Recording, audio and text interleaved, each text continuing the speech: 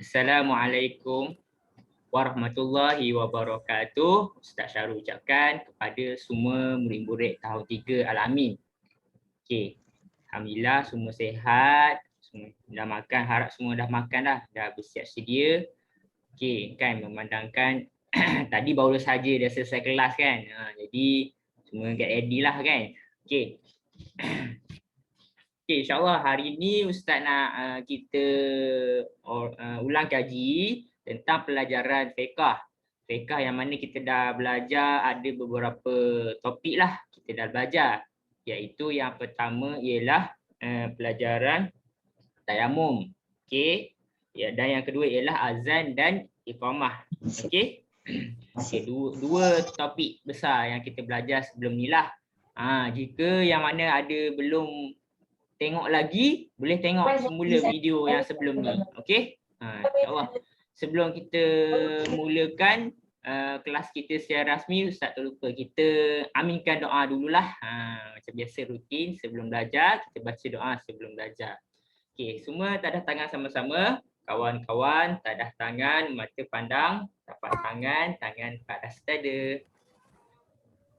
Bismillahirrahmanirrahim. Allahumma aftah alaina hikmataka wansyur alaina min khazaini rahmatika ya arhamar rahimin. Rabbi syrahli sadri wa yassirli amri wahlul 'uqdatam min lisani yafqahu qawli. Rabbi zidni ilma warzuqni fahma waj'alni minal mu'minin. Innahu min Sulaiman wa innahu bismillahirrahmanirrahim. Inni ra'aitu ahada asyara kawkaban wasyamsa wal qamara ra'aituhu li sajidin. Amin. Okey. Ustaz lag lah. Lag line Ustaz tak berapa okey. Ustaz dekat Meru. Kebetulan sejak daripada lockdown ni dia asyik line tak berapa lancar. Ustaz minta maaf lah kalau terputus-putus. Nanti Ustaz share rakaman jugalah. Nanti boleh tengok balik kalau tak jelas lah. Okey. Okey, insyaAllah. Okey. Kita tengok slide. Okey, boleh nampak semua? Nampak. Okey, baik. Okey, insyaAllah kita akan pergi kepada topik yang pertama dan yang kedua. Okey, topik yang pertama pelajaran fiqh. Kalau murid-murid tengok dalam buku ini. Okey, buku ini ada pelajaran yang telah kita lalui. Okey, boleh buka buku. Okey, pelajaran yang pertama kita belajar ialah tentang pelajaran tayamum. Okey. Tayamum. Okey, kita akan pergi satu persatu. Okey, Ustaz akan ulang secara ringkas lah. Kata ulang kaji kan. Okey, jadi kita akan tengok dekat dalam buku teks, muka surat 1 kamu boleh lihat ringkasan.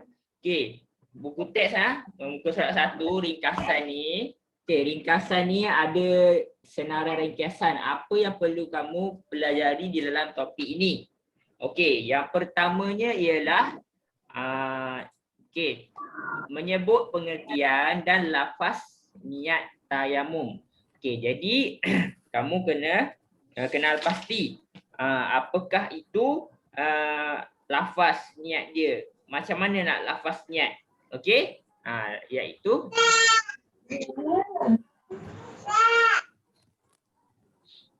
alright. Okey, jangan menconteng ya. Okey.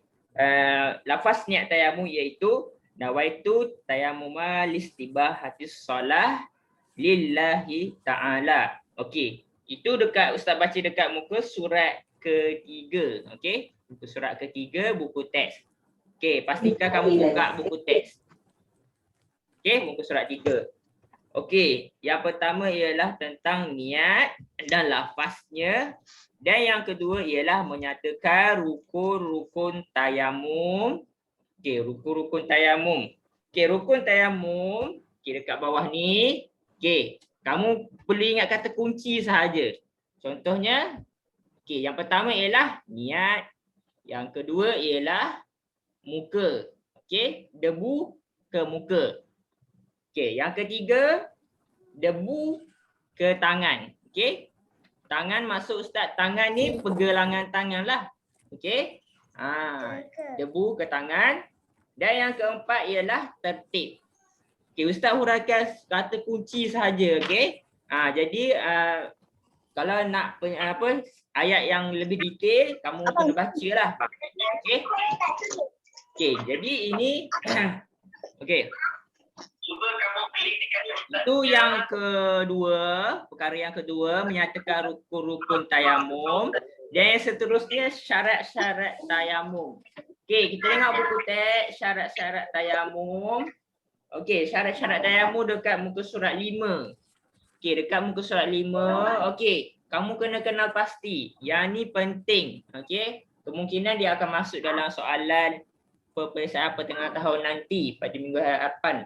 Okey, kamu kena pasti bila mana tayamum ni, bila tayamum je tak ada air. Bila tayamum je tak ada air. Sebab apa? Tayamum kita guna debu. Biasa kita guna apa? Guna apa Amni? Air. Biasa guna air kan? Kalau tak ada air guna debu. Okey? Jadi syarat dia mesti sebab tak ada air. Lepas tu yang kedua, biasa orang sakit pun tak boleh kena air. Jadi kenalah pakai debu. Lepas tu yang ketiga, air yang hanya cukup untuk keperluan sahaja. Maksudnya bekalan air tak banyak. Lepas tu dilakukan setelah masuk waktu solat. Okey? Maksudnya bila nak pakai debu tayamum, tayamum ni terhad, dia tak macam air. Air kalau kamu jaga wuduk lama-lama, dia selagi kamu tak kentut ke, kamu tak keluar najis ke apa kan, kamu tak pergi toilet ke, Najis sekali. kamu tak akan batal lah wuduk kamu. Okey. Jadi tayamum ni terhad, guna untuk waktu yang singkat. Contohnya dalam waktu solat fardu, bila masuk waktu, kamu guna satu kali sahaja untuk solat fardu. Okey. Dan yang syarat yang terakhir, debu itu ialah bersih, okey, suci, iaitu tiada kotoran lah dekat debu tu, tak ada najis pun dekat debu tu, memang bersih lah. Okey, itu tentang syarat. Okay, perkara yang kedua tadi Ustaz tunjuk iaitu syarat. Dan yang ketiga ialah menyenaraikan perkara-perkara sunat. Perkara-perkara sunat. Okey, yang ketiga ialah sunat. Okey, sunat. Okey, sunat contohnya baca bismillah. Okey, bismillahirrahmanirrahim. Okey, menghadap kiblat. Okey, macam kita wuduk juga. Wuduk pun menghadap kiblat dapat pahala sunat. Okey, sama. Lepas tu menipiskan debu. Ini lain sikit. Macam mana menipiskan debu? Cuba buat gaya nipiskan debu. Macam mana? Macam ni. Menipiskan debu. Kalau kamu tengok video ada cara ni. Buat cara macam ni. Semua buat macam ni. Okey. Menipiskan debu. Bila buat macam ni, debu yang kasar tu dia akan jatuh lah. Dia jadi debu tu, debu-debu yang lembut sahaja akan melekat kat tangan. Lepas tu barulah boleh sapu ke seluruh bahagian muka ni. Okey, kat sinilah. Okey. Alright. Okey, yang terakhir sunat tayamum ialah mendahulukan anggota kanan. Sama juga macam wuduk. Okey, dahulukan yang kanan dulu. Macam tu. Daripada bawah, pusing naik atas, macam tu. Okey. Okay, ini secara ringkas lah Ustaz tunjuk. Okey. Kalau kamu nak lebih detail, kamu tengok video balik lah. Video macam mana orang tayamum. Lepas tu okey, itu perkara sunat tak banyak pun. Okey, bila kamu buat gaya ikut ustaz cara ustaz buat, nanti kamu boleh ingatlah perkara-perkara sunat dalam tayamum ni. Okey, lepas tu yang perkara yang akhir, perkara yang membatalkan tayamum. Okey. Batal. Perkara batal. Okey, perkara batal contohnya contohnya perkara yang membatalkan, melakukan perkara yang membatalkan wuduk. Ustaz baca yang bawah sekali ni. Okey, nampak ni yang bawah sekali ni, melakukan perkara yang batalkan wuduk. Contoh perkara batal wuduk, kita pergi berhadas, maksudnya pergi toilet, buang air, kita kentut, itu batal wuduk. Sentuh najis, terkena najis, ia akan batalkan kamu tayamum. Lepas tu yang lain sikit, contohnya luput waktu solat, dah habis waktu solat, jadi kamu Duduklah balik, duduk belajar je. Tak kisahlah mu dengar ke tak dengar. okey, ada air sebelum solat, maksudnya dah ada air. Jadi buat apa nak pakai Ambil debu pensel kan? kita tarik nak kat mana-mana pun. Okey. Okey. Okey, yang seterusnya. Okey, seterusnya sembuh daripada sakit. Contohnya orang tu dah tak sakit lah kalau kena air. Kan? Contoh dia ada luka, dia dah sembuh kan. Jadi dia boleh pakailah air, tak perlu pakai debu lah. Jadi tidak sah lah debu tayamum dia. Okey. Okey, itu dan yang seterusnya hikmah tayamum. Okey, hikmah tayamum kita tengok. Hikmah pendek sahaja, ada 3 sahaja. Okey, kemudahan orang yang uzur. Okey, buktikan Islam tu mudah. Dan yang ketiga pentingnya ibadah solat. Okey, itu hikmah dia, 3 sahaja. Muka surat 6 Ustaz tunjuk tadi. Okey, dan yang seterusnya aplikasi. Okey, mengaplikasikan ni ialah kaifiat. Okey, tengok muka surat 4. Okey, muka surat 4. Kalau kamu tengok saja, kamu boleh cuba buka jugalah. Tengoklah buku teks tu. Depan awak tu. Okey. Step-step dia kena pasti. Yang pertama, tepekkan debu. Yang kedua, muka. Yang ketiga, apa yang ketiga? Apa dia ni? Sifat yang ketiga apa? Yang ketiga, lepas tepek debu apa? Ni, muka. Lepas muka, tepek lagi sekali ke tangan kanan dan juga kiri. Okey? Okey. Okey. Minta maaf Ustaz dengar suara kamu pun putus-putus. Mungkin sebab line tak berapa okey kot. Okey. Alright. Baik. Okey. Seterusnya kita pergi slide yang seterusnya. Okey, dah selesai kita ulang kaji. Okey. Tengok topik yang kedua iaitu topik azan dan iqamah. Okey, topik azan dan iqamah. Okey, semua tengok muka surat 7.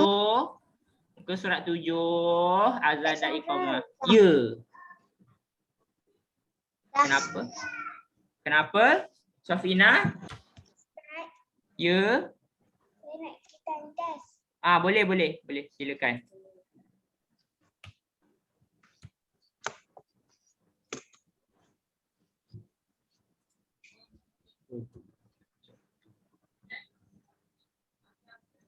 Okay, nampak tak gambar dia? Dia kalau kalau line dia dah slow, dia macam ada kesan-kesan kesan-kesan yang mengganggu dekat sini. Minta maaf lah. Okey, nampak? Okey, tajuk yang kedua ialah kita nak tengok tentang topik azan dan iqamah. Okey, topik azan dan iqamah. Okey, muka surat 7. Okey. Buka buku teks kamu sekarang. Tengok dekat buku teks. Ada tak? Muka surat 7. Okey. Okey, dekat kotak hijau ni, okey ada senarai dia. Okey. Okey, yang pertama kamu kena jelas tentang yang pertama ini ialah pengertian. Okey. Okey, pengertian. Pengertian dan hukum. Okey, pengertian dan hukum azan dan iqamah. Okey, jadi kita kena jelas tentang maksud. Maksud azan tu. Okey, dari segi pengertian ataupun definisi ataupun maksud. Okey, samalah definisi ke, pengertian ke. Okey. Azan ni pemberitahuan masuk waktu solat fardu dengan lafaz-lafaz tertentu. Okey, Ustaz ulang. Azan ni pemberitahuan. Kata kunci dia beritahu. Okey, beritahu masuk waktu. Okey, itu tujuan azan. Beritahu masuk waktu. Okey, cuba ulang. Apa dia? Beritahu. Beritahu waktu solat fardu. Masuk waktu solat. Beritahu masuk waktu solat. Okey, empat perkara. Beritahu masuk waktu solat. Solat apa? Solat fardu lah. Lepas tu huraian dia dengan lafaz-lafaz tertentu. Maksudnya adalah lafaz dia. Ada tertib-tertib dia. Ni dekat gambar ni Syed share. Nantilah kita tengok semula. Lepas tu yang kedua pengertian iqamah. Okey, dalam topik yang kedua ini, muka surat 7 ni. Okey. Okey, dia ada iqamah. Iqamah berkenaan dengan iqamah kita nak tengok maksud dia beritahu dirikan solat. Okey, cuba ulang. Beritahu. Ulang. Beritahu Dirikan solat. Okey, beza. Tadi masa waktu, ini beritahu dirikan solat. Sebab tu bila nak solat kita nak kena beritahu dekat makmum ataupun jemaah belakang ni yang mana bukan selain daripada Bilal tu, nak bagi tahu dekat orang lain bahawasanya sudah masuk waktu kita laksanakan solat secara berjemaah. Okey? Dengan lafaz-lafaz tertentu. Okey? Ustaz ulang lagi sekali, iqamah itu apa? Beritahu dirikan solat. Okey? memberitahu solat. Dirikan solat. Okey. Alright. Okey, okey, jadi dah selesai pengertian, dah. Jadi kita pergi kepada hukum. Hukum dia, kita tengok hukum. Muka surat 8. Muka surat 8. Hukum azan dan iqamah. Sama je hukum dia. Azan dan iqamah, dua-dua hukum dia sunat muakkad. Okey, sunat muakkad tu apa? Siapa tahu sunat muakkad tu apa? Perkara sunat yang di apa? Dituntut. Ataupun digalakkan. Sunat yang digalakkan. Maksudnya sunat ni, perkara sunat ni dia Nabi sangat suruh kita buat. Nabi suruh kita buat. Sebab apa? Sebab adalah hikmah dia. Macam kita tengok sekejap lagi lah. Sebab benda ni selalu orang buat. Sebenarnya tak wajib. Ianya sunat muakkad. Maknanya perkara mendapat pahala yang sangat-sangat dituntut oleh Rasulullah SAW. Jadi sebab itulah kita kena buat. Okey? Azan, baik iqamah. Dua-dua sunat muakkad. Okey? Alright. Okey, dah selesai. Okey. Untuk lafaz azan dan iqamah, okey, cuba tengok dekat gambar ni.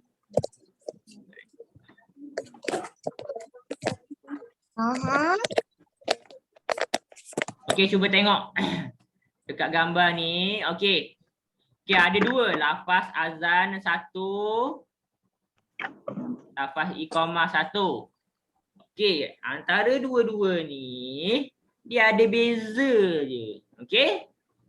Okey, contohnya azan, azan dia Allahu Akbar, Allahu Akbar. Nada dia lain. Dengar pun lain Kena kan? 2 kali. Betul tu. 2 kali. Nampak tak Ustaz merahkan tulisan ni? Nampak? Ustaz ada 2 kali. Nampak? Betul. Pandai murid-murid. Okey, yang lelaki respon sikit. Ifran, Adahan.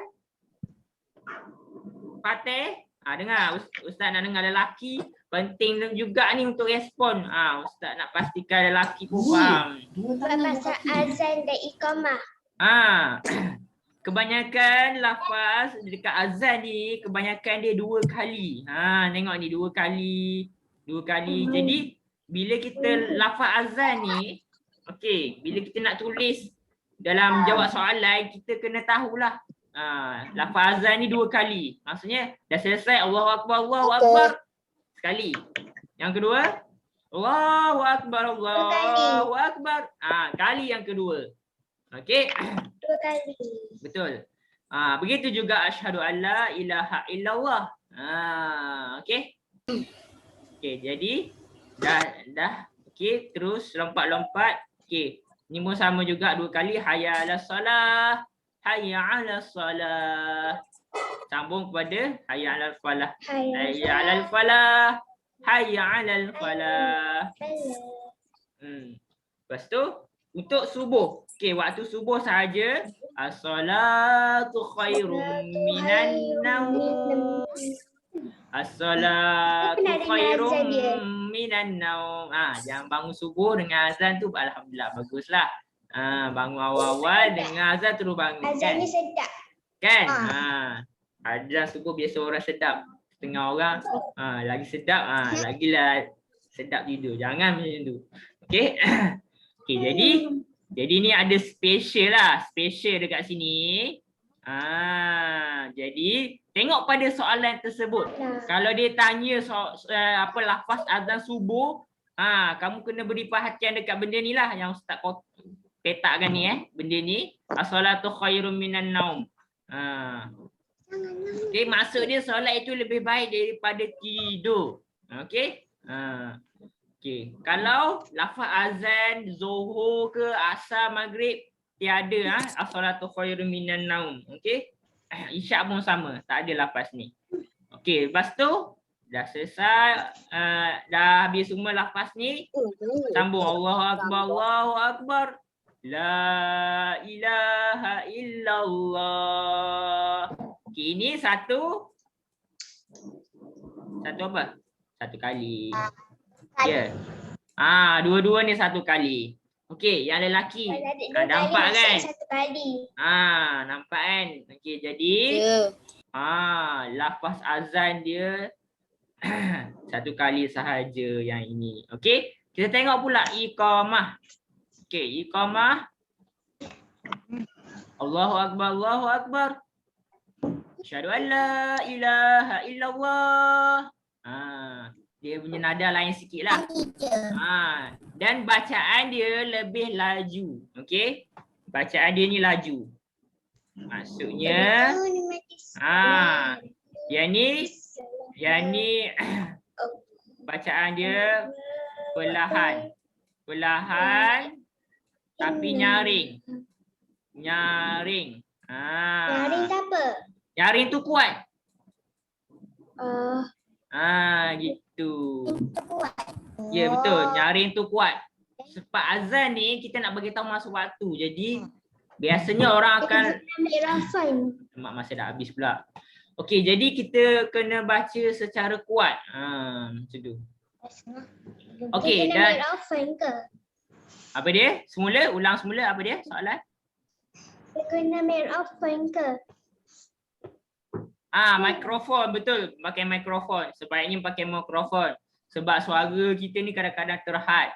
Ni lelaki nak azan kadang-kadang suara terhad. Okey, jadi kena pakai mikrofon lah supaya senang orang-orang luar boleh dengar. Okey, lafaz dia satu kali, semua satu kali sama. Semua satu kali sampailah dekat sini. Okey, stop sekejap. Okey, dekat sini ada special sikit. Ini special dia, iqamah. Salam. Dia dua kali. Salam. Tak, sekali je. Nampak sini? Qad qamatis solah. Qad qamatis solah. Okey. Sebutan dia lebih kurang. Sebutan dia lebih kurang lah. Okey, maksud dia ayolah kita dirikan solat. Okey, ayolah kita dirikan solat lah. Okey. Maksudnya bersiap sedia untuk solat. Okey, ini yang special dia. Kena beri perhatian dekat sini lah. Jadi bila ada soalan yang tanya beza iqamah dengan azan ni, kena pasti benda ni. Okey, lepas tu lafaz Allahu Akbar, Allahu Akbar.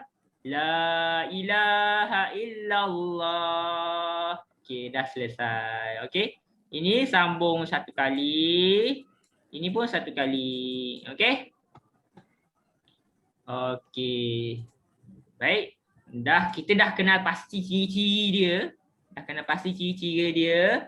Lepas tu okey, tengok yang kedua. Apa ni? Melafazkan azan dan iqamah serta menerangkan waktu azan dan iqamah. Okey, yang kedua ni dah tahulah melalui pelaksanaan ni. Terus yang ketiga menyatakan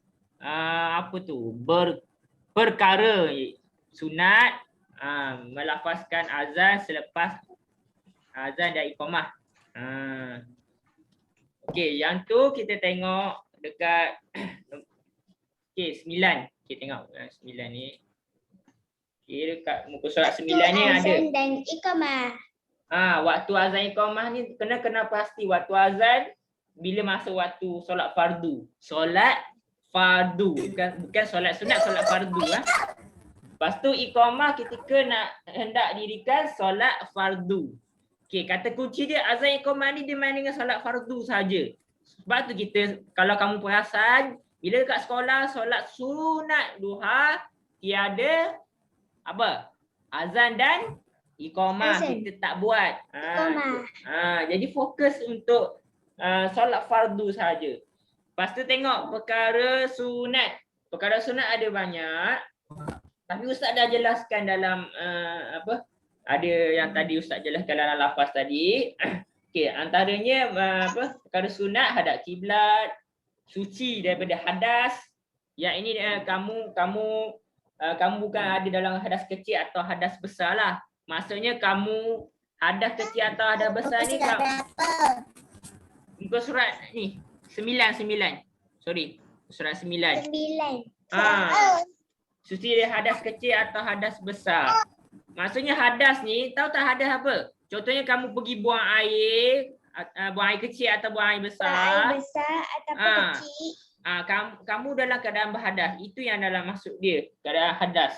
Okey, dan hadas besar bila mana kamu tidak suci lah, maksudnya kamu kena mandi wajib. Contohnya keluar mani ataupun keluar haid.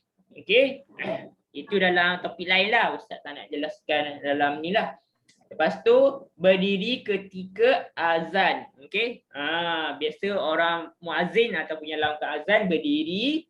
Lepas tu biasa kalau kamu tengok dalam TV lah, dia Allahu Akbar, dia paling kiri dan kanan. Ini adalah sunat juga. Okey. Yang ni kamu boleh bacalah. Lepas tu dan yang terakhir melafazkan kalimah azan dengan tartil. Tartil ni maksud dia secara mengikut makhraj yang betul. Sebutannya betul dan tidak terlalu laju dan tidak terlalu perlahan. Okey. Okey, itu perkara sunat. Ustaz pergi cepat sikitlah. Ada berapa minit lagi dah nak habis waktu. Okey. Lepas tu yang terakhir ialah hikmah. Hikmah azan. Okey, hikmah azan yang pertama syiar.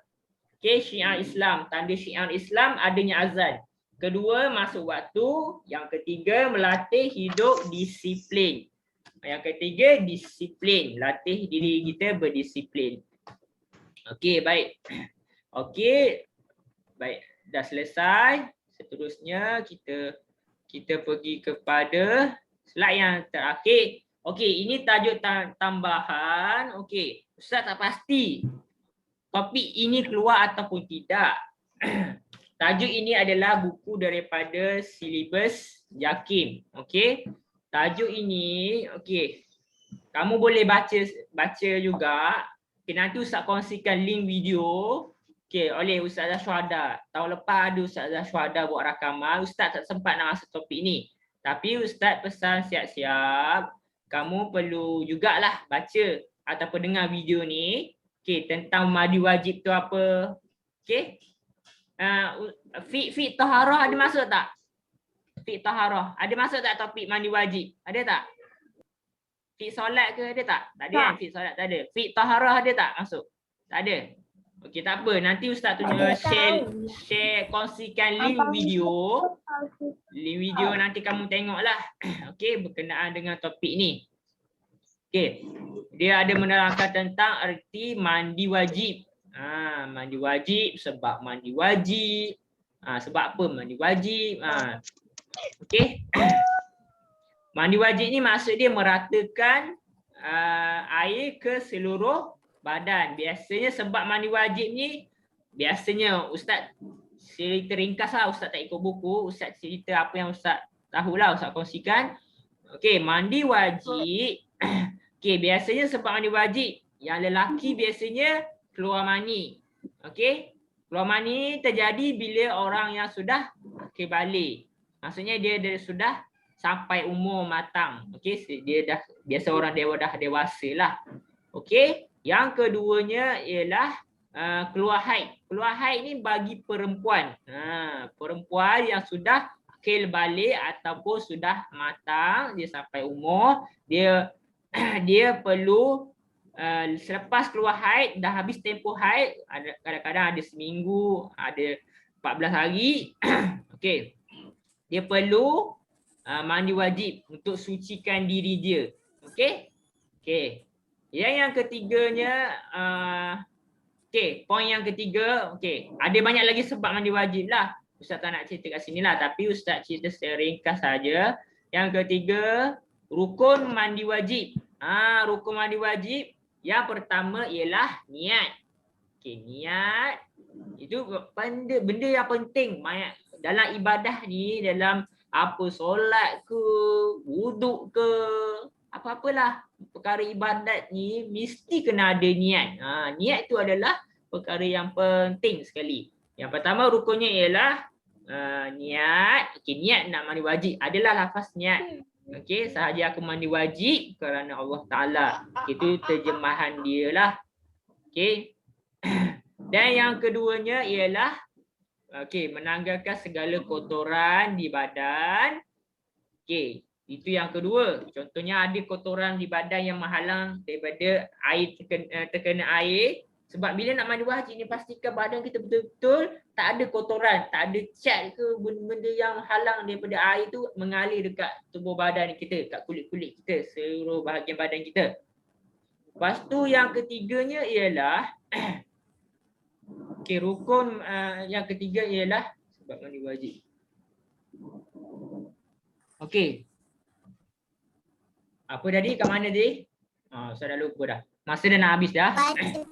Okey, tak apa. Nanti Ustaz kongsikan dalam link video. Kamu boleh tengok sebab ada kurang lagi 1 minit masa. Okey, Ustaz berhenti dulu dekat sini. Minta maaf sangat-sangat masa tu tak sempat untuk Ustaz terangkan lebih detail. InsyaAllah kita akan jumpa lagi. Dan Ustaz akan kongsikan contoh soalan nanti. Apa dia? Ustaz, nak tanya apa? boleh ambil wuduk masa mandi? Oh, tak ada masalah. Boleh. Boleh. Tapi makruh kalau tidak menutup aurat. Makruh. Makruh ni kurang